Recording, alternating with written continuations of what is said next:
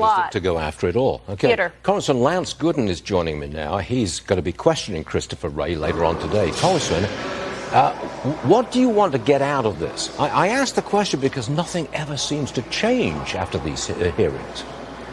Well, we do realize we only control the House, and we have this hearing today where we intend to explore the wide range of abuses, of overreach, of politicization that's taken place with this FBI. In fairness to Christopher Wray, the rot has been at the core of this FBI long before he got there, but we do expect him to help clean it up.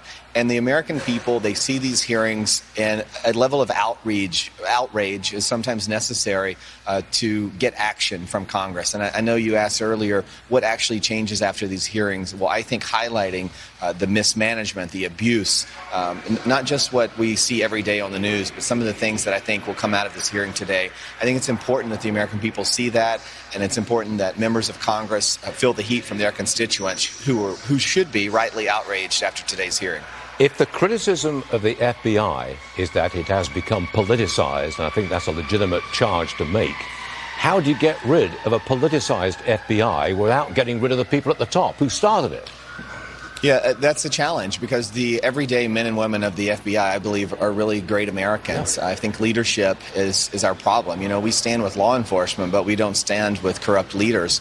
And I think that's a problem, and we've got to continue these hearings. I think Congress needs to take action, but I think it's important that bipartisan support rallies behind real reforms. There are reforms that even head members of the FBI have talked about for many years. We've just got to get that done. There's no reason the FBI should be a political arm of whatever president is in power. And I think that if Democrats aren't careful, just blindly siding with the practices of this FBI will hurt them in the next elections. And at the end of the day, elections are truly what makes meaningful changes. Ron DeSantis was on this program a couple of days ago, and he said on day one, if he wins the presidency, he'll fire Christopher Wray.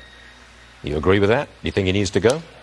Well, I think on day one, Donald Trump will be president, and he will make some very meaningful changes to the FBI. I don't know if Christopher Wray will even still be there, but I think there's a lot more that needs to be done besides just the head of the FBI. I think we need some very serious reforms across this FBI. I think some of the allegations that were untold or told during the Durham report hearing that we found out back in May and last month are very disturbing. I think you'll continue to see some very difficult topics discussed today, and I think we need a lot more than just change at the top. 30 seconds. You just told me that you think that President Trump, or it's going to be Trump who will be the president.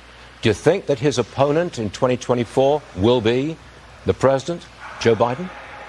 Well, if I had a crystal ball, I probably wouldn't be on your show right now. I'd be on a yacht somewhere with you, because obviously you would be involved in joining me on that celebratory tour. But I do think Donald Trump will be the president. Do you think Joe Biden is the candidate in 2024 for the Democrats?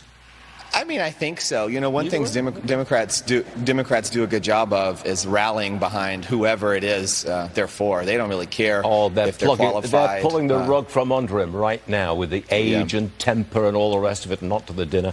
Congressman, I'm afraid I'm out of time. Don't hold me to it. Okay. Lance Gooden, thank you very much for being with us, sir. We always appreciate it. Thanks a lot, sir. Thank you. The chairman of the House Judiciary Committee, that will be Jim Jordan, he says he wants the FBI's head